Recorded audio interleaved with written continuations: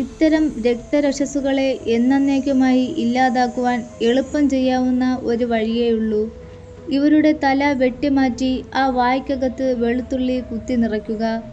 പിന്നീട് അവരുടെ ഹൃദയത്തിലേക്ക് മരക്കുറ്റി തറച്ചു കയറ്റുക. ഒരു ഞെട്ടലോടെയാണ് സെർവാന്റ് ആ വാക്കുകൾ കേട്ടത്. താൻ സ്നേഹിച്ചിരുന്ന ഒരു പെണ്ണിൻ്റെ ശവശരീരം ഇപ്രകാരം തേജോവധം ചെയ്ത് താറുമാറാക്കുന്നതിനെക്കുറിച്ച് ഓർത്ത് അദ്ദേഹം തളർന്നു.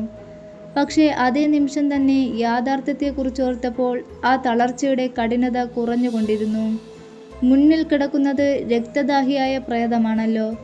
പ്രൊഫസർ പറഞ്ഞതുപോലെ ഈ രക്ഷസ് ഇനിയും ഇത്തരം അനേകം ഭീകരരക്ഷസുകളെ സൃഷ്ടിക്കാൻ പോകുന്നതാണെന്നോർക്കുമ്പോൾ ആ കൃത്യം എത്രയും ആവശ്യമാണെന്ന തോന്നൽ ഡോക്ടർക്കുമുണ്ടായി. വാൻ ഹെൽസിങ്ങും തൻ്റെ പ്രവൃത്തി ആരംഭിക്കാനുള്ള ആലോചനയിൽ കുറച്ചുനേരം കാത്തുനിന്നു.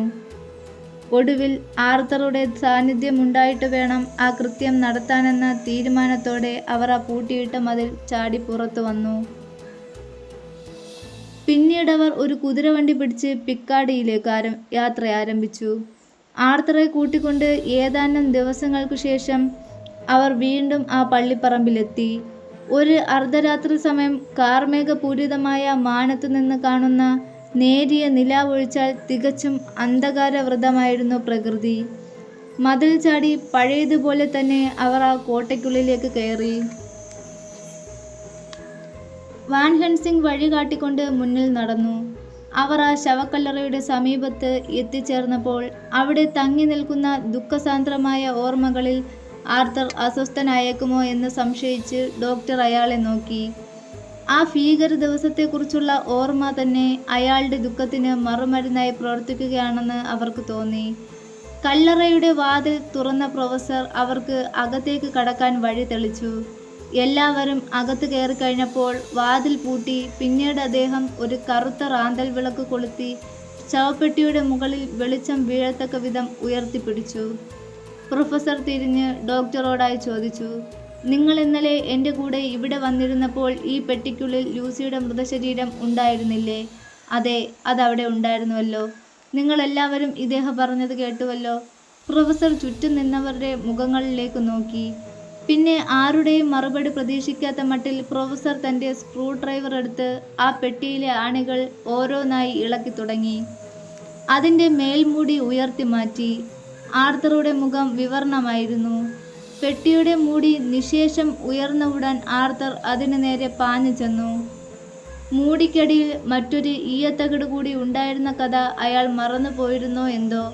അടക്കാനാവാത്ത വികാരക്ഷോഭം കൊണ്ട് വിറകൊള്ളുന്ന ശരീരവുമായി ആർത്തർ ജ്വലിച്ചു. ഉടനെ ആ ഭാവം മാറ്റി അയാൾ നിശ്ചലനാകാൻ ശ്രമിച്ചു. ഒരക്ഷരം ഉരിയാടാതെ നിചേഷ്ടനായി നിന്ന ആർത്തറെ ഡോക്ടർ സഹതാപപൂർവ്വം നോക്കി. പ്രൊഫസർ ഉയർത്തിമാറ്റിയ പെട്ടിക്കുള്ളിലെ ഈയത്തകിടിനടിയിലേക്ക് അവർ എല്ലാവരും ഉത്കണ്ഠാഭരിതരായി ആർത്തിയോടെ നോക്കുകയും ആ നിമിഷം തന്നെ നടുങ്ങി പിന്നോക്കം മാറുകയും ചെയ്തു. ആ പെട്ടിയുടെ അകം ശൂന്യമായിരുന്നു. പല നിമിഷങ്ങളോളം അവർ ഒന്നും പറയാതെ മൂകരായി നിന്നുപോയി. പ്രൊഫസർ, നിങ്ങൾ ഞങ്ങളെ അപമാനിക്കാൻ മനഃപൂർവ്വം ചെയ്തതല്ലേ? ഇത് താങ്കളുടെ പ്രവൃത്തി തന്നെയല്ലേ? നിങ്ങൾ എന്തു വേണമെങ്കിലും പറഞ്ഞുകൊള്ളൂ. ഞാൻ വിശുദ്ധമെന്ന് തോന്നുന്ന എന്തിനെ വേണമെങ്കിലും തൊട്ട് സത്യം ചെയ്യാം. ഞാൻ അവളെ തൊടുകയോ ഇവിടെ നിന്ന് മാറ്റുകയോ ചെയ്തിട്ടില്ല. എന്താണുണ്ടായതെന്ന് ഞാൻ പറഞ്ഞു തരാം. 1-2 ദിവസങ്ങൾക്ക് മുൻപ് ഞാനും ഡോക്ടറും ഇവിടെ വന്നിരുന്നു. നല്ല ഉദ്ദേശത്തോടെ മാത്രമാണ് ഞങ്ങൾ മൂടിവെച്ചിരുന്ന ശവപ്പെട്ടി തുറന്നത്. അപ്പോഴും ഇത് ഇന്നത്തേതുപോലെ കാലിയായിരുന്നു. ഞങ്ങൾ കാത്തു നിൽക്കുമ്പോൾ വൃക്ഷങ്ങൾക്കിടയിലൂടെ ഒരു വെളുത്ത രൂപം അടുത്തേക്ക് വരുന്നത് കണ്ടു. അടുത്ത ദിവസം പുലരുമ്പോൾ ഞങ്ങൾ വീണ്ടും ഇവിടെ വന്നു നോക്കി. അപ്പോൾ അവൾ ഇവിടെ ഈ പെട്ടിക്കുള്ളിൽ കിടക്കുന്നുണ്ടായിരുന്നു. ആ രാത്രി ഞങ്ങൾ തക്ക സമയത്ത് തന്നെ എത്തിച്ചേർന്നു. വീണ്ടും ഒരു പരീക്ഷണം നടത്തുകയെന്നായിരുന്നു ഞങ്ങളുടെ ലക്ഷ്യം. പക്ഷേ അത് സാധിക്കാതെ തന്നെ ഞങ്ങൾക്ക് മടങ്ങേണ്ടി വന്നു. വീണ്ടും ഇന്നലെ സൂര്യാസ്തമയത്തിന് മുൻപ് ഞാൻ ഇവിടെ എത്തിച്ചേർന്നു. ഇരുട്ടിയാൽ രക്ഷസുകൾക്ക് സഞ്ചരിക്കാൻ സാധിക്കും. സൂര്യോദയം വരെ ഞാനിവിടെ ചുറ്റിപ്പറ്റി നിന്നിരുന്നുവെങ്കിലും എനിക്കൊന്നും വിശേഷിച്ച് കാണാൻ കഴിഞ്ഞില്ല. പിശാചുക്കൾക്ക് പൊറുക്കാനാകാത്ത വെളുത്തുള്ളിയുടെ ദുസ്സഹമായ പൂക്കുലകളും അതുപോലുള്ള മറ്റു ചില വസ്തുക്കളും കൊണ്ട് ഞാൻ ശവക്കല്ലറയുടെ വാതിൽ ഭദ്രമായി ഉറപ്പിച്ചിരുന്നത് കൊണ്ടായിരിക്കണം അവൾക്ക് പുറത്തേക്ക് കടക്കാൻ കഴിയാതെ പോയത്. കഴിഞ്ഞ രാത്രിയിൽ അതുകൊണ്ട് തന്നെ അവൾ പുറത്തേക്ക് കടക്കുകയോ മറ്റത്യാഹിതങ്ങൾക്ക് തുടക്കമിടുകയോ ചെയ്തിട്ടില്ല. ഇന്ന് സൂര്യൻ അസ്തമിക്കുന്നതിന് മുൻപ് തന്നെ ആ വെളുത്തുള്ളി പൂക്കളും മറ്റും എടുത്തു മാറ്റി. അതിൻ്റെ ഫലമാണ് നാം ഇപ്പോൾ കാണുന്ന ശൂന്യമായ ഈ ശവപ്പെട്ടി. നിങ്ങൾക്ക് വിശ്വാസമാകില്ലെന്നറിയാം, പക്ഷേ അസാധാരണമെന്ന് തോന്നുന്ന ഈ കാഴ്ചകൾ നിങ്ങൾക്കേറെ താമസിയാതെ കാണാൻ കഴിഞ്ഞേക്കും. സംസാരം അവിടെ അവസാനിപ്പിച്ച് പ്രൊഫസർ വിളക്കിൻ്റെ കറുത്ത ആവരണം താഴ്ത്തുകയും അവിടമെങ്ങും പിന്നെയും ഇരുട്ടിൻ്റെ കാളിമ തിങ്ങി നിറയുകയും ചെയ്തു. നമുക്കിനി പുറത്തേക്ക് പോകാം. അദ്ദേഹത്തിൻ്റെ വാക്ക് കേൾക്കാൻ കാത്തുനിന്നതും അവരെല്ലാവരും പുറത്തേക്കിറങ്ങി. മരണസമാനമായ വിപത്തിൽ നിന്ന് രക്ഷപ്പെട്ട ഒരാശ്വാസമാണ് അപ്പോൾ അവർക്കുണ്ടായത്. ശവക്കല്ലറയുടെ പുറത്തിറങ്ങിയ വാൻഹൻ സിംഗ് തൻ്റെ സഞ്ചി തുറന്ന് അതിനുള്ളിൽ നിന്ന് കുറെ അപ്പക്കഷ്ണങ്ങളെടുത്ത് ഒരു വെളുത്ത തുണിയിൽ പൊതിഞ്ഞു. പിന്നീട് അദ്ദേഹം രണ്ട് കൈയിൽ എന്തോ വെളുത്ത സാധനങ്ങളെടുത്ത് അപ്പക്കഷ്ണങ്ങളുമായി കൂട്ടിക്കുഴച്ച് രണ്ടും കൂടി നേർത്ത നാടകളുടെ രൂപത്തിലാക്കിയ ശേഷം കല്ലറയുടെ കവാടത്തിൽ നിന്ന് പെട്ടിയോളം ദൂരത്തിൽ വിതറി. അത്ഭുതസ്തബ്ധരായ അവർ അദ്ദേഹത്തിന് തൊട്ടടുത്തു നിന്ന് അദ്ദേഹം എന്തു ചെയ്യുകയാണെന്ന് ആരാഞ്ഞു. ആ പിശാചിന് അകത്തേക്ക് കടക്കാൻ കഴിയാത്ത വിധത്തിൽ ഞാൻ ഈ ശവക്കല്ലറ മൂടുകയാണ്. നിങ്ങളുടെ കയ്യിലുള്ള ഈ വസ്തുവാണോ അതിനുപയോഗിക്കാൻ പോകുന്നത്? വിശ്വാസമാകാത്ത മട്ടിൽ അവർ ചോദിച്ചു. അതെ, അതുതന്നെ. നിങ്ങൾ എന്താണ് ഉപയോഗിക്കുന്നത്? ആ ചോദ്യം ആർത്തറുടേതായിരുന്നു. പ്രൊഫസർ തൻ്റെ തൊപ്പി തലയിൽ നിന്ന് അല്പം ഉയർത്തിയ ശേഷം അവരോട് മന്ത്രിച്ചു. വിശുദ്ധ തിരുഹൃദയം. ആംസ്റ്റർഡാമിൽ നിന്ന് ഞാൻ കൊണ്ടുവന്നിട്ടുള്ളതാണിത്. എനിക്ക് ഏറ്റവും അധികം ആത്മവിശ്വാസം നൽകുന്ന ഒന്ന്. അങ്ങേയറ്റത്തെ അവിശ്വാസികളെ പോലും ഞെട്ടിപ്പിക്കുന്ന മറുപടിയായിരുന്നു അത്. പ്രൊഫസർക്ക് ഏറ്റവും അധികം ആദരണീയവും വിശ്വാസവുമുള്ളതായ ആ വസ്തു ഉപയോഗിച്ച് അദ്ദേഹം നിർവഹിക്കുന്ന പ്രവൃത്തി തീർച്ചയായും ആത്മാർത്ഥത നിറഞ്ഞതായിരിക്കുമെന്നതിനാൽ അവർക്കതൊട്ടും അവിശ്വസിക്കാനായില്ല. ശവകുടീരത്തിന് ചുറ്റുമായി അവർക്ക് നിർദ്ദേശിച്ചു കൊടുത്തിരുന്ന സ്ഥലത്ത് പരസ്പരം കാണാൻ കഴിയാത്ത വിധം അവർ നിശബ്ദരായി നിന്നിരുന്നു. ആർത്തറുടെ കാര്യത്തിലാണ് ഡോക്ടർക്ക് ഏറെ സഹതാപം തോന്നിയത്. ഒരിക്കലും ശവകുടീരങ്ങൾ ഈ നിമിഷത്തിൽ തങ്ങൾ അഭിമുഖീകരിക്കുന്നത്ര ഭയാനകങ്ങളായി തോന്നിയിട്ടേയില്ല. സൈത്രസ്, ജുനീപ്പർ വൃക്ഷങ്ങൾ ഇത്രയും ചാരനിറത്തിൽ മരണത്തിൻ്റെ മ്ലാനതയോടെ കാണപ്പെട്ടിട്ടേയില്ല. ഇത്രയും അശുഭ സൂചകമായി ഭീഷണി ഉയർത്തിയവണ്ണം മരങ്ങളും പുൽക്കൊടികളും ചെടികളും വള്ളികളും ആടി ഉലഞ്ഞ് കണ്ടിട്ടില്ല. വൃക്ഷശിഖരങ്ങളുടെ കിരുകിരിപ്പും അകലങ്ങളിൽ നിന്ന് കേൾക്കുന്ന നായ്ക്കളുടെയും കുറുക്കന്മാരുടെയും ഓരിയിടലുകളും ഇത്ര ഭയാനകമായ രാത്രി ഒരിക്കൽ പോലും കിടിലം കൊള്ളിച്ചിട്ടില്ല. വളരെ സമയത്തോളം നിതാന്ത നിശബ്ദതയിലായിരുന്നു അവിടം. വീർപ്പ് മുട്ടിക്കുന്ന ഒരു തരം ശൂന്യത. പൊടുന്നനെ പ്രൊഫസർ ചൂണ്ടുവിരൽ ചൂണ്ടി അമർത്തി ഷ് ഷ് എന്നൊരു സീൽക്കാര ശബ്ദമുയർത്തി. ദൂരെ താഴ്വാരത്തിൽ നിന്ന് വൃക്ഷങ്ങളുടെ ഇടയിലൂടെ ഒരു വെളുത്ത രൂപം നീങ്ങുന്നത് പ്രൊഫസർ കൈചൂണ്ടി ഭാഗത്ത് അവർ കണ്ടു. വ്യക്തമല്ലാത്ത മങ്ങിയ ഒരു രൂപമായിരുന്നു അത്. ആ രൂപം തൻ്റെ മാറത്ത് കറുകറുത്ത ഏതോ വസ്തു അടക്കി പിടിച്ചിരുന്നു. പെട്ടെന്ന് പിടിച്ചു നിർത്തിയാലെന്നോണം ആ രൂപം നിൽക്കുകയും സംശയത്തോടെ ചുറ്റുപാട് നോക്കുകയും ചെയ്തു. ആകാശത്ത് മേഞ്ഞു നടന്നിരുന്ന കറുത്ത മേഘക്കോട്ടകൾ അതിദ്രുതം ചലിച്ചുകൊണ്ടിരുന്നു. വിളറിയ നിലാവെളിച്ചം ശ്മശാന ഭൂമിയിലാകെ പരന്നു. കറുത്ത മുടിയും ശവമഞ്ച വസ്ത്രാലങ്കാരങ്ങളുമുള്ള ഒരു സ്ത്രീരൂപമാണ് മുന്നിൽ അപ്പോൾ അവർ കണ്ടത്. കാഴ്ചയിൽ നല്ല ഓമനത്വമുള്ള മുടിയോട് കൂടിയ ഒരു കുഞ്ഞാണവളുടെ മാറിൽ കിടക്കുന്നതെന്ന് മനസ്സിലായപ്പോൾ അവരുടെ ഹൃദയങ്ങളിൽ നടുക്കം ഒരു പ്രകമ്പനമായി മാറി. പക്ഷേ ആ കുട്ടിയുടെ മുഖം അവർക്ക് വ്യക്തമായിരുന്നില്ല.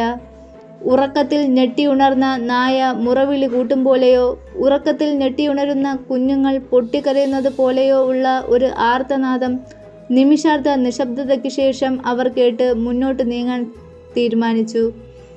ഡോക്ടറെയും കൂട്ടുകാരെയും വൃക്ഷത്തിനു പിന്നിൽ നിന്നിരുന്ന പ്രൊഫസർ കൈവീശി ഒരു മുന്നറിയിപ്പ് നൽകി. അതിൽ നിന്നും തടഞ്ഞു നിർത്തി.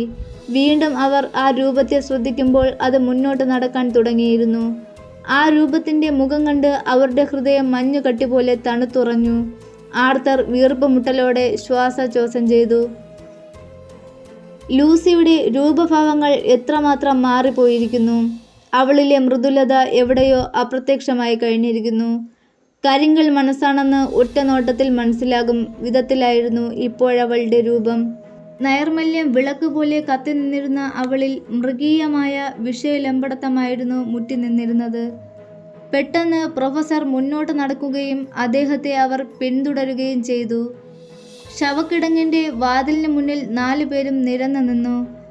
പ്രൊഫസർ അദ്ദേഹത്തിൻ്റെ റാന്തൽ വിളക്കെടുത്ത് അതിൻ്റെ മറ നീക്കി. ശക്തിയായ പ്രകാശം ലൂസിയുടെ മുഖത്ത് പതിഞ്ഞപ്പോൾ അവളുടെ ചുണ്ടുകൾ രക്തവർണം പുരണ്ടിരിക്കുന്നതും രക്തത്തുള്ളികൾ അവളുടെ താടിയിലൂടെ ചാലിട്ടൊഴുകി ശവക്കച്ച കറ പിടിച്ചിരിക്കുന്നതും അവർ കണ്ടു. ഭയം കൊണ്ട് അവർ കിടുകിടെ വിറച്ചു. വിളക്കിൻ്റെ പ്രകാശത്തിൽ പ്രൊഫസറുടെ ഉരുക്കു സിരകൾ പോലും തളർന്നിരിക്കുന്നതായി ഡോക്ടർക്ക് തോന്നി. തൊട്ടടുത്ത് നിന്നിരുന്ന ആർതറെ ഡോക്ടർ കയറി പിടിച്ചില്ലായിരുന്നെങ്കിൽ അയാൾ ബോധശൂന്യനായി നിലം പതിക്കുമായിരുന്നു. അവരുടെ മുന്നിൽ കണ്ട ആ രൂപത്തിന് ലൂസി എന്ന് പറയാൻ അവർക്ക് ഭയമായിരുന്നു. അവരെ ഒന്നിച്ച് കണ്ടപ്പോൾ അവൾ ഞെട്ടിത്തരിച്ച് പിന്മാറി. അപ്രതീക്ഷിതമായി ആക്രമിക്കാൻ അടുക്കുമ്പോൾ പൂച്ചയുണ്ടാക്കുന്നത് പോലൊരു മുരൾച്ച അവളിൽ നിന്നും ഉയർന്നു. അവളുടെ കണ്ണുകളിൽ വെറുപ്പും കോപവും നിറഞ്ഞു നിന്നിരുന്നു. കണ്ണുകൾ അവളുടെ തന്നെ ആയിരുന്നെങ്കിലും അവർക്ക് പരിചിതമായിരുന്ന നിർമ്മലതയും സ്നേഹാർദ്രമായ ഭാവവും എവിടെയോ പോയി ഒളിച്ചിരുന്നു. പകരം ക്രൗര്യവും പൈശാചികത്വവും തുളുമ്പി നിൽക്കുകയായിരുന്നു അവിടെ. ആ ക്ഷണം അത്ര കാലവും അവളോട് തോന്നിയിരുന്ന സ്നേഹവും സഹതാപവും ഡോക്ടർക്ക് നഷ്ടമായി. അവർണ്ണനീയമായ ഒരു വെറുപ്പാണ് അവളോട് അയാൾക്കിപ്പോൾ. അവളെ കൊല്ലണമെന്നുണ്ടെങ്കിൽ പോലും തികഞ്ഞ ആഹ്ലാദത്തോടെ അത് നിർവഹിക്കാൻ മാനസികമായി ഡോക്ടർ തയ്യാറെടുത്തിരുന്നു. പെട്ടെന്ന് രക്തക്കൊതി പൂണ്ട പിശാചിനിയുടെ രൂപത്തിൽ ലൂസി ആർതറുടെ നേരെ 2 കൈകളും ഉയർത്തിക്കൊണ്ടടുത്തു. ആർതറുടെ തൊണ്ടയിൽ നിന്ന് അറിയാതൊരു ആക്രാന്തനമുയർന്നു. ആർതർ, പ്രിയപ്പെട്ട ആർതർ, ഇവരെയെല്ലാം വിട്ട് നിങ്ങൾ എൻ്റെ പക്കലേക്ക് വരൂ. നിങ്ങൾക്ക് വേണ്ടി ഞാൻ ദാഹിക്കുന്നു. വരൂ പ്രിയപ്പെട്ടവനെ, ലൂസി മന്ത്രിച്ചു കൊണ്ടിരുന്നു. അവളുടെ ശബ്ദത്തിൽ പൈശാചികമായ ഒരു തരം വശ്യത തുളുമ്പി നിന്നിരുന്നു. ആർതറെ സംബന്ധിച്ചിടത്തോളം അയാൾ ഒരു മോഹന നിദ്രയിലായിരുന്നു. ആർതറും തൻ്റെ കൈകൾ അവളുടെ നേരെ നീട്ടി. അവളത് ഗ്രസിക്കാനായി മുന്നോട്ട് കുതിച്ചപ്പോൾ പ്രൊഫസർ ഞൊടി നേരത്തിനുള്ളിൽ അവരുടെ ഇടയ്ക്ക് ചാടി വീണു തൻ്റെ സ്വർണ്ണ കുരിശുരൂപം ഉയർത്തിപ്പിടിച്ചു. ആ കുരിശ് കണ്ട നിമിഷത്തിൽ തന്നെ ലൂസി ഞെട്ടി പിന്തിരിഞ്ഞു. അവളുടെ ഭീതിജടിലമായ ബീഭത്സതയാർന്ന മുഖത്ത് കോപവും വൈരാഗ്യവും അലതല്ലിയിരുന്നു. അദ്ദേഹത്തിൻ്റെ പിന്നിലൂടെ ശവക്കല്ലറയിലേക്ക് രക്ഷപ്പെടാനവൾ ഓടിത്തുടങ്ങി. വാതിലിന് 1-2 അടി മുന്നിലായി പെട്ടെന്നവൾ നിന്നു, എന്തോ തടഞ്ഞു നിർത്തിയതുപോലെ. എന്നിട്ടവൾ തിരിഞ്ഞു നിന്നപ്പോൾ നിലാവിൻ്റെയും റാന്തൽ വിളക്കിൻ്റെയും പ്രകാശം അവളുടെ മുഖത്ത് നന്നായി പതിച്ചു. ഇത്രമാത്രം വിദ്വേഷഭാവം ഇതിനു മുൻപ് ഒരിക്കലും ഒരാളുടെ മുഖത്ത് ഡോക്ടർ കണ്ടിട്ടില്ല. ഇനി എവിടെയെങ്കിലും കാണാൻ കഴിയുമെന്നും സംശയമാണ്. അവളുടെ വശ്യസുന്ദരമായ നിറം കരിനീല നിറമായി മാറി. രാക്ഷസീയ ഭാവമുദിക്കുന്ന മിഴികൾ നരകാഗ്നി വമിപ്പിച്ചു. ആ മുഖത്തേക്ക് ഒന്നുകൂടി നോക്കാനുള്ള കരുത്തില്ലാതെ അവർ പരുങ്ങി. ഏതാനും നിമിഷങ്ങൾ അങ്ങനെ തന്നെ നിശ്ചലം കഴിഞ്ഞുപോയി. ലൂസി അപ്പകഷ്ണം വിരിച്ച കല്ലറയ്ക്കും ഉയർത്തിപ്പിടിച്ച കുരിശിന് നടുവിൽ പകച്ചു നിൽക്കുകയാണ്. ആർതർ, ആ സമയം ഇതാണ്. എനിക്കെൻ്റെ ജോലി ചെയ്യാനുള്ള അനുവാദം തരൂ. മുട്ടിൽ കുത്തിനിന്ന് ആർതർ മുഖം മറച്ചുകൊണ്ട് പറഞ്ഞു, താങ്കളുടെ ഇഷ്ടം പോലെ എല്ലാം ചെയ്തുകൊള്ളൂ പ്രൊഫസർ. ഇത്ര ഘോരമായൊരു കാഴ്ച കണ്ടുകൊണ്ട് നിൽക്കാനുള്ള കരുത്തെനിക്കില്ല. ഒരു പൊട്ടിക്കരച്ചിലിൻ്റെ വക്കോളം എത്തിയിരുന്നു ആർതർ അപ്പോൾ. ഡോക്ടർ സെൻവാൻറ്റും കിൻസേയും ആർതറുടെ 2 കൈകളിലും പിടിച്ചു. വാൻ ഹെൻസിംഗ് ആ വിളക്ക് താഴ്ത്തി അതിൻ്റെ തകരമറയിട്ടു. അദ്ദേഹം ശവക്കിടങ്ങിൻ്റെ സമീപത്തേക്ക് നീങ്ങിയിട്ട് നേരത്തെ വിതറിയ അപ്പകഷ്ണങ്ങൾ അവിടെ നിന്നെടുത്തു മാറ്റി. ഭയക്രാന്തമായ വിസ്മയാധികേരത്തോടെ നോക്കി നിൽക്കെ ഒരു പൂർണ്ണ ശരീരത്തിൻ്റെ ഉടമയായിരുന്ന ലൂസിയുടെ പ്രേതശരീരം ഒരു കത്തിമുന പോലും കടത്തുവാൻ പ്രയാസമുള്ള കതകുപാളികൾക്കിടയിലൂടെ കടന്നു പോകുന്നത് അവർ കണ്ടു. ആ വിള്ളലുകളിൽ പ്രൊഫസർ അപ്പം തേച്ച് പിടിപ്പിക്കുന്നത് ആശ്വാസത്തോടെയാണ് പിന്നെ അവർ കണ്ടു നിന്നത്. വരൂ, ഇനി നമുക്ക് നാളെ വരെ ഇവിടെ യാതൊന്നും ചെയ്യേണ്ടതില്ല. നാളെ ഉച്ചയോടുകൂടി ഒരു ശവസംസ്കാരം നടത്താനിരിക്കുന്നത് കൊണ്ട് അതുകഴിഞ്ഞ് നമുക്കെല്ലാവർക്കും ഇവിടെ എത്താം. വളരെയേറെ കാര്യങ്ങൾ ഇനിയും നമുക്കിവിടെ ചെയ്തു തീർക്കേണ്ടതായുണ്ട്. പക്ഷേ ഇന്നത്തേതുപോലെ അല്ലെന്ന് മാത്രം. ലൂസി കൊണ്ടുവന്ന ആ കുട്ടിയെയും എടുത്തുകൊണ്ട് പ്രൊഫസർ നടന്നു. ഇവനെ കഴിഞ്ഞ ദിവസം നാം ചെയ്തതുപോലെ തന്നെ ബീറ്റ് പോലീസുകാരുടെ കണ്ണിൽപ്പെടുന്ന വിധത്തിൽ വല്ലയിടത്തും കിടത്തിയിട്ട് പോകണം. ആർത്തറുടെ വിഷാദമഗ്നമായ മുഖത്ത് നോക്കിയിട്ട് പ്രൊഫസർ മന്ത്രിച്ചു. പ്രിയപ്പെട്ട സുഹൃത്തെ, ഇപ്പോൾ ദുഃഖമായി തോന്നുന്ന ഈ സംഗതികളെക്കുറിച്ച് കുറേ നാൾ കഴിഞ്ഞ് നിങ്ങൾ ആലോചിക്കുമ്പോൾ ഇതെന്തുമാത്രം അഭികാമ്യമായിരുന്നുവെന്ന് നിങ്ങൾക്ക് ബോധ്യമാകും. നാളെ ഈ നേരമാകുമ്പോഴേക്കും നിങ്ങളുടെ എല്ലാ വിഷാദഭാവങ്ങളും തീർന്നിരിക്കും. അതുവരെ ഒന്നുമോർത്ത് ദുഃഖിതനാകാതിരിക്കൂ. ആർത്തർ ഡോക്ടറുടെയും കിൻസയുടെയും കൂടെ വീട്ടിലേക്ക് മടങ്ങി. പിറ്റേ ദിവസം പറഞ്ഞ നേരത്ത് തന്നെ അവർ മൂവരും പ്രൊഫസറുടെ സമീപത്തേക്ക് ചെന്നു. മൂവരും കറുത്ത വസ്ത്രങ്ങളാണ് ധരിച്ചിരുന്നത്. 1:30 ആയപ്പോഴേക്കും അവർ പള്ളി പരിസരത്തെത്തി. മുൻപേ ചെയ്തിരുന്നത് പോലെ അധികാരികളുടെ ശ്രദ്ധയിൽപ്പെടാത്ത വിധം മതിൽ ചാടി തന്നെയാണ് അവർ ഇപ്പോഴും ശ്മശാനത്തിൽ കടന്നത്. കുഴിവെട്ടികളും കപ്പ്യാരുമൊക്കെ നേരത്തെ സ്ഥലം വിട്ടു കഴിഞ്ഞിരുന്നു. പ്രൊഫസർ പതിവിലും വലിയൊരു സഞ്ചിയാണ് കൂടെ കൊണ്ടുപോന്നിരുന്നത്. കാഴ്ചയിൽ അതിന് നല്ല കനമുണ്ടെന്ന് തോന്നിച്ചിരുന്നു. ആ പരിസരത്തെങ്ങും ആരുടെയും പാദപതന ശബ്ദം കേൾക്കാൻ പോലുമില്ലെന്ന് ബോധ്യം വന്നപ്പോൾ പ്രൊഫസർ മുന്നോട്ട് നടക്കാൻ തുടങ്ങി. പ്രൊഫസറെ പിന്തുടർന്ന് അവർ 3 പേരും കല്ലറയെ സമീപിച്ചു. കവാടം തുറന്ന് അവർ അകത്തു കയറിയ ഉടനെ വാതിലടച്ച് പ്രൊഫസർ റാന്തൽ കൊളുത്തി. 2 മെഴുകുതിരികൾ വേറെ എടുത്ത് കത്തിച്ച് ശവപ്പെട്ടിയുടെ അരികിൽ വെച്ചു. ചെയ്യാനുള്ള പ്രവൃത്തിക്ക് ആവശ്യമായ വെളിച്ചം അതോടെ ആ കല്ലറയ്ക്കുള്ളിൽ ലഭ്യമായി. പ്രൊഫസർ ശവപ്പെട്ടിയുടെ മൂടി ഉയർത്തിയപ്പോൾ അവരെല്ലാവരും ഉത്കണ്ഠയോടെ അവിടേക്ക് നോക്കി. ആർത്തർ ശരീരമാകമാനം വിറയൽ ബാധിച്ചവനെ പോലെ കാണപ്പെട്ടു. ആ പെട്ടിക്കുള്ളിൽ നീണ്ടു നിവർന്ന് മൃത്യു സൗന്ദര്യത്തിൻ്റെ എല്ലാ ഭാവവും ഉൾക്കൊണ്ട് ലൂസി കിടക്കുന്നു. ഇത് സത്യത്തിൽ ലൂസിയുടെ ശരീരം തന്നെയോ അതോ ഏതെങ്കിലും രക്ഷസ് ആ രൂപം സ്വീകരിച്ചതോ? ആർത്തർ വല്ലാത്തൊരു ശബ്ദത്തിലാണ് ചോദിച്ചത്. ഇത് അവളുടെ ശരീരം തന്നെ, പക്ഷേ അല്ല. എന്നാൽ കുറച്ചു നേരത്തിന് ശേഷം അവളുടെ ഇന്നത്തെ രൂപത്തിൽ നിങ്ങൾക്ക് ഞാൻ ലൂസിയെ കാട്ടിത്തരാം, പ്രൊഫസർ പറഞ്ഞു. പ്രൊഫസർ തൻ്റെ സഞ്ചി തുറന്ന് പതിവ് പോലെയുള്ള ചിട്ടക്രമത്തിൽ ആ സഞ്ചിയിലെ സാധനങ്ങൾ ഒന്നൊന്നായി പുറത്തെടുക്കാൻ തുടങ്ങി. ആദ്യമായി ഒരു ഇരുമ്പ് ദണ്ട്, വിളക്കാനുള്ള പൊടിയും ഈയക്കട്ടിയും എണ്ണവിളക്കും എടുത്തു വെച്ചു. ശസ്ത്രക്രിയയ്ക്കുള്ള കത്തികളും മറ്റുമാണ് പിന്നീട് അദ്ദേഹം പുറത്തെടുത്തത്. ഏറ്റവും ഒടുവിൽ 3 അടിയോളം നീളവും 5 അടി വണ്ണവുമുള്ള ഒരു മരക്കുറ്റിയും എടുത്തു വെച്ചു. ആ കൊല്ലക്കുറ്റിയുടെ ഒരറ്റം കടുപ്പമുള്ളതാക്കി മൂർച്ച കൂട്ടിയിരുന്നു. ഒരു കൊട്ടുവടിയും അതിനടുത്ത് തന്നെ പ്രൊഫസർ എടുത്തു വെച്ചു. ഡോക്ടർക്കാകട്ടെ ആ ഒരുക്കങ്ങൾ കണ്ടപ്പോൾ ആഹ്ലാദമാണുണ്ടായത്. ഈയിടെയായി പ്രൊഫസർ എന്തു തയ്യാറെടുപ്പ് നടത്തുമ്പോഴും ഒരു ഉണർവാണ് തനിക്കുണ്ടാവുന്നതെന്ന് അദ്ദേഹം അറിഞ്ഞു. ആർത്തറിലും കിൻസയിലും ഒരുതരം സംഭ്രാന്തിയായിരുന്നു. എന്നാലും ആരും തങ്ങളുടെ മനസാന്നിധ്യം നഷ്ടമാകാതെ സൂക്ഷിച്ചിരുന്നു. എല്ലാം തയ്യാറാക്കി കഴിഞ്ഞപ്പോൾ പ്രൊഫസർ വാൻ ഹെൻസിങ് പറഞ്ഞു, ഞാൻ എൻ്റെ കർത്തവ്യത്തിന് ഒരുങ്ങുന്നതിന് മുൻപേ നിങ്ങളോടൊരു വാക്ക് പറഞ്ഞുകൊള്ളട്ടെ. നമ്മുടെ പൂർവികരുടെ അനുഭവവും അറിവും കൊണ്ട് അവർ മനസ്സിലാക്കിയിട്ടുള്ള രക്തപിശാചുക്കളെക്കുറിച്ചാണ് എനിക്ക് പറയാനുള്ളത്. അതായത് മരിച്ചിട്ടും മരിക്കാത്ത രക്തരക്ഷസുകളുടെ അമാനുഷിക ശക്തിയെപ്പറ്റി. പ്രൊഫസറുടെ വാക്കുകൾ കേൾക്കാൻ അവർ ജിജ്ഞാസയോടെ കാത്തിരുന്നു. അദ്ദേഹം പിന്നെയും പറഞ്ഞു തുടങ്ങി. മരിച്ച മനുഷ്യർ രക്ഷസുകളായി മാറിക്കഴിയുമ്പോൾ അനശ്വരത്വമെന്ന ശാപവും എന്നേക്കുമായി അവരിൽ നിക്ഷിപ്തമാകുന്നു. അവർക്ക് മരിക്കാൻ കഴിയില്ല. തലമുറകൾ പിന്നിട്ടുകൊണ്ട് ആ ഭീകരജീവികൾ പുതിയ പരമ്പരകളെ സൃഷ്ടിക്കുകയും അങ്ങനെ ലോകത്തിലെ പൈശാചികത്വവും ദുഷ്ടതയും പെരുകി വരികയും ചെയ്യുന്നു.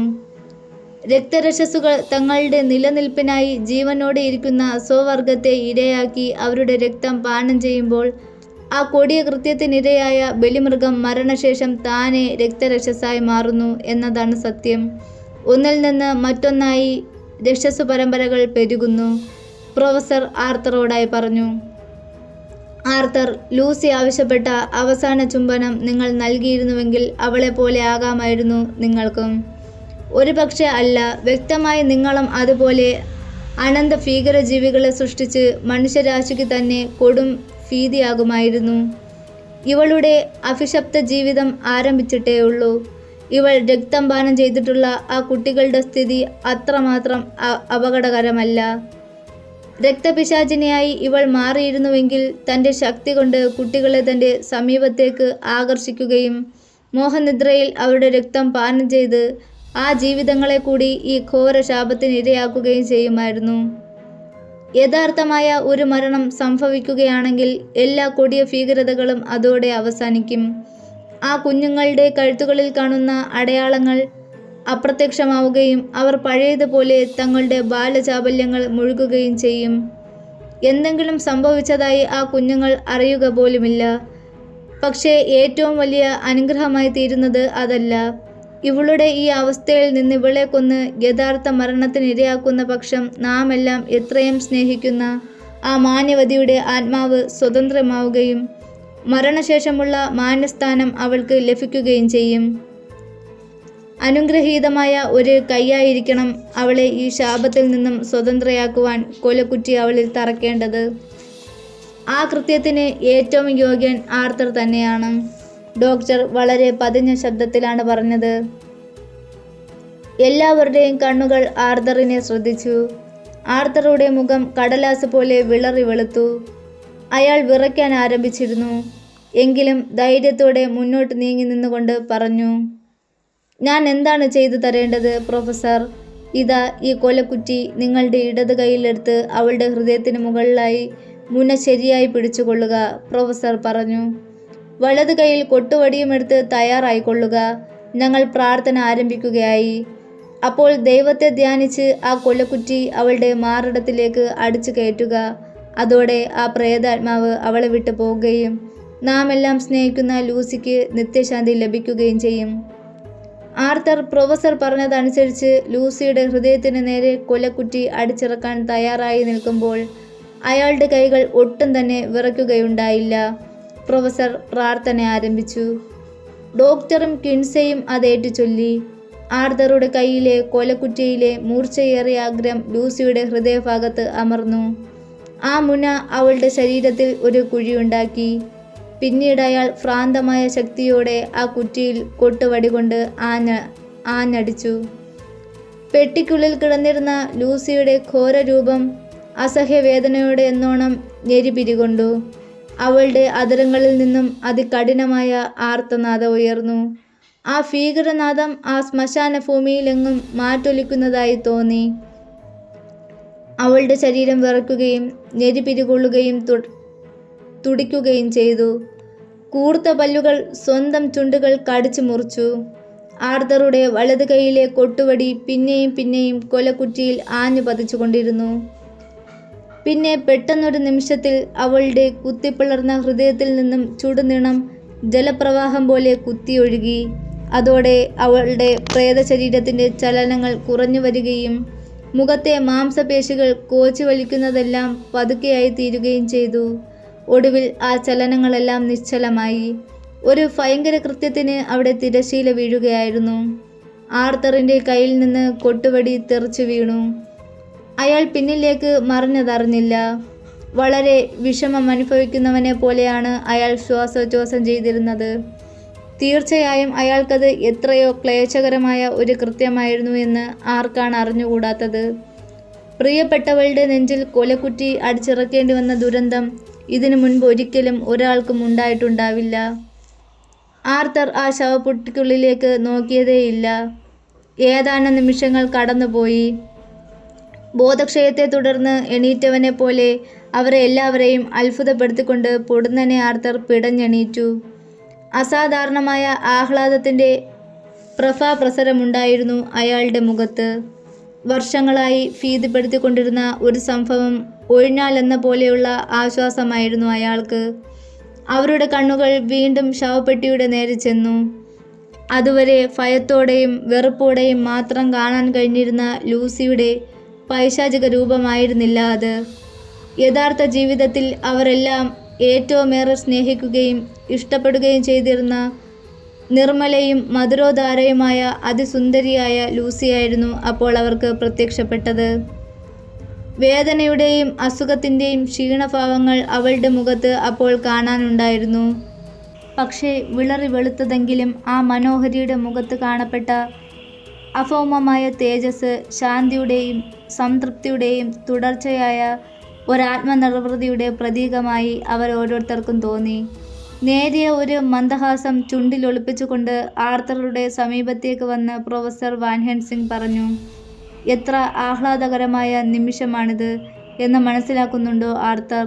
പക്ഷേ നിങ്ങൾക്കഹിതമായി ഞാൻ എന്തെങ്കിലും ചെയ്തിട്ടുണ്ടെങ്കിൽ നിങ്ങൾ എനിക്ക് മാപ്പ് തരില്ലേ? പ്രൊഫസറുടെ വൃദ്ധകരങ്ങൾ ആർത്തറുടെ മാറത്ത് മെല്ലെ തലോടി. പ്രിയപ്പെട്ട ആർത്തർ, നിങ്ങളുടെ ദുഃഖമെന്തെന്ന് ഞാൻ നന്നായി മനസ്സിലാക്കുന്നു. നിന്റെ പ്രിയപ്പെട്ടവളായിരുന്ന ലൂസിയെ ഇപ്പോൾ നിനക്ക് വേണമെങ്കിൽ ചുംബിക്കാം. അവർ മരിക്കുന്നതിന് മുൻപ് ആഗ്രഹിച്ച രീതിയിൽ തന്നെ. കാരണം അവളിപ്പോൾ പഴയ ലൂസിയാണ്. എന്നേക്കും വെറുക്കപ്പെടേണ്ട വികൃതഹാസം തൂകുന്ന രക്തരക്ഷസായിരുന്ന ലൂസി എന്നേക്കുമായി അവളെ വിട്ടുപോയിരിക്കുന്നു. ചെകുത്താൻ്റെ സന്തതിയായ പ്രേതരൂപിണിയായ രക്തപിശാചിനിയല്ല ഇപ്പോൾ അവൾ. ദൈവഹിതം പോലെ സാധാരണ മരണത്തിൽ ലയിച്ച കേവലം മനുഷ്യ സ്ത്രീയാണിവൾ. അത് കേൾക്കാത്ത താമസം ആർത്തർ കുനിഞ്ഞ് ലൂസിയെ ആർത്തിയോടെ ചുംബിച്ചു. പിന്നീടുള്ള ഒരുക്കങ്ങൾ പെട്ടെന്നായിരുന്നു. ആർത്തറെയും കിൻസയെയും പ്രൊഫസർ വെളിയിലേക്ക് പറഞ്ഞയച്ചു. ഡോക്ടറും പ്രൊഫസറും കൂടി ലൂസിയുടെ ശരീരത്തിൽ തറഞ്ഞിരുന്ന കൊലക്കുറ്റിയുടെ മുകൾ ഭാഗം അറുത്തുമാറ്റി. ശരീരത്തിൽ അവശേഷിച്ച ഭാഗം അങ്ങനെ തന്നെയിരുന്നു. പിന്നീട് അവളുടെ ശിരസ് അറുത്തുമാറ്റി. അവളുടെ വായിൽ വെളുത്തുള്ളി കുത്തി നിറച്ചു. ഈയത്തകിട് വിളക്കി പിടിപ്പിച്ചു. ശവപ്പെട്ടി പഴയതുപോലെ ആണിയടിച്ചുറപ്പിച്ചിട്ട് അവർ പുറത്തേക്കിറങ്ങി. ആ കല്ലറയുടെ വാതിലിന് എന്നേക്കുമായി പ്രൊഫസർ വാൻ ഹെൽസിംഗ് പൂട്ടിട്ടു. പുറത്തൊഴുകുന്ന കാറ്റിന് മുൻപില്ലാത്ത വിധം ശീതളിമ അവർക്ക് അനുഭവപ്പെട്ടു. കിളികളുടെ കിലുകിലാരവും അവിടമെങ്ങും ചിലമ്പൊലിയായി അവിടെ ഉതിർന്നു വീഴുന്നുണ്ടായിരുന്നു. പ്രകൃതി അപ്പാടെ നവ്യമായ ഒരു അനുഭൂതിയിൽ വലയം ചെയ്തതുപോലെ വളരെ നാളുകൾക്ക് ശേഷം അവർ ആ മനോഹാരിതയിൽ ലയിച്ചു ചേർന്നു. ശ്മശാന ഭൂമി വിട്ട് നടന്നകലുമ്പോൾ പ്രൊഫസർ പറഞ്ഞു, പ്രിയപ്പെട്ട കൂട്ടുകാരെ, നമ്മുടെ യജ്ഞത്തിൻ്റെ ഒരു ഭാഗം അവസാനിച്ചിരിക്കുന്നു. പക്ഷേ ഇതിലും എത്രയോ വലിയ ഒരു കൃത്യമാണ് ഇനി നമുക്ക് നിർവഹിക്കേണ്ടത്. ഈ കൊടിയ അനുഭവങ്ങൾക്കെല്ലാം കാരണക്കാരനായിട്ടുള്ള ആ ഭയങ്കര രാക്ഷസനെ, ഡ്രാക്കുള പ്രഭുവിനെ കണ്ടുപിടിച്ച് അവനെ വകവരുത്തണം. അതിനാവശ്യമായ തെളിവ് എൻ്റെ പക്കലുണ്ട്.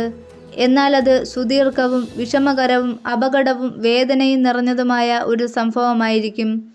നിങ്ങൾക്ക് എന്നെ സഹായിക്കാനാവില്ലേ? ആ വാക്കുകൾ കേൾക്കാത്ത താമസം മൂവരും പ്രൊഫസറുടെ കരം ഗ്രഹിച്ച് അദ്ദേഹം പറയുന്നതെന്തും അനുസരിക്കാമെന്ന് വാക്കുകൊടുത്തു. സന്തുഷ്ടനായ പ്രൊഫസർ വാൻ ഹെൽസിംഗ് പറഞ്ഞു, ഇന്നേക്ക് 2 ദിവസം കഴിഞ്ഞ് നിങ്ങളെല്ലാം എൻ്റെ വീട്ടിലെത്തുക. നിങ്ങൾക്ക് പരിചയമില്ലാത്ത 2 പേരെ കൂടി ഞാൻ ക്ഷണിക്കുന്നുണ്ട്. തുടർന്ന് നമ്മുടെ പരിപാടികളെക്കുറിച്ച് അവിടെ വെച്ച് വിശദീകരിക്കാം. അതിനുശേഷം വേണം നമുക്ക് വേട്ട ആരംഭിക്കാൻ. ചെയ്യാനുള്ളത് ഒരു ഭയങ്കര കൃത്യമാണെന്നിരിക്കെ നമ്മുടെ കർമ്മമാർഗത്തിൽ ഒത്തൊരുമിച്ച് പോയി നമുക്ക് ലക്ഷ്യം പ്രാപിക്കാം. ബ്രാം സ്റ്റോക്കേഴ്സ് ഡ്രാക്കുളയുടെ 10ാമത്തെ എപ്പിസോഡ് ഇവിടെ അവസാനിച്ചിരിക്കുന്നു. അപ്പോൾ അടുത്ത എപ്പിസോഡ് അടുത്ത വെള്ളിയാഴ്ച ഇടുന്നതായിരിക്കും. അപ്പോൾ നമ്മുടെ വീഡിയോ ആദ്യമായിട്ട് കാണുന്നവരും ഇതുവരെ ചാനൽ സബ്സ്ക്രൈബ് ചെയ്തിട്ടില്ലാത്തവരും ഒന്ന് സബ്സ്ക്രൈബ് ചെയ്ത് സപ്പോർട്ട് ചെയ്യാൻ മറക്കരുത്. അതുപോലെ ലൈക്ക് ചെയ്യാനും മറക്കരുത്. നിങ്ങളുടെ അഭിപ്രായങ്ങളും നിർദ്ദേശങ്ങളും കമൻറ്റുകളായി രേഖപ്പെടുത്തുക. എന്നാൽ ഇനി അടുത്ത വീഡിയോയുമായി കാണുന്നത് വരെ ഗുഡ് ബൈ.